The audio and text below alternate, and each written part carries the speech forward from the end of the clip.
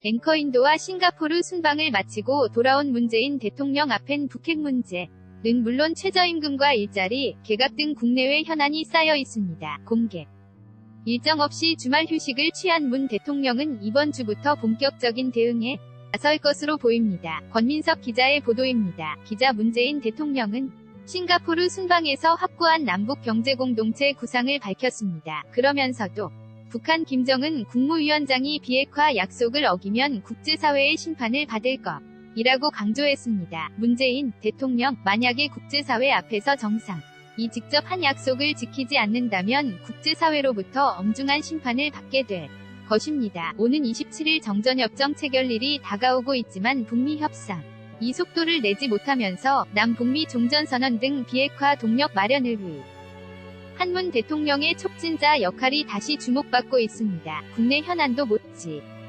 않습니다. 뜨거운 감자인 내년도 최저임금 인상 결정을 두고 경영계와 노동계 모두 반발하고 있고 문 대통령의 2020년 최저임금 만원 공약 역시 불투명해졌습니다. 더욱이 고용지표도 금융위기 이후 최악의 흐름을 보여 매주 월요일 열리는 청와대 수석보좌관 회의에서 문 대통령이 민생경 제 문제에 어떤 입장을 밝힐지 관심이 쏠리고 있습니다. 문재인 대통령 대선 후보 시절 최저임금을 올려야 합니다. 최저임금 1만원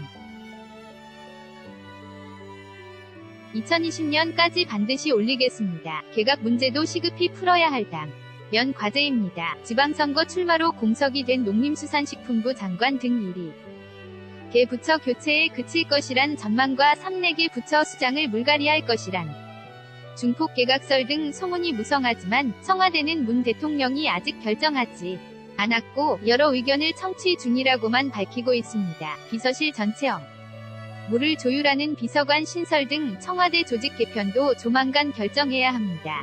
이와 함께 순방 기간 특별 지시한 국군기무사령부에 대한 수사까지 집권 2년차를 맞은 문재인 정부의 까다로운 현안이 산적해 있습니다. YTN 권민석입니다.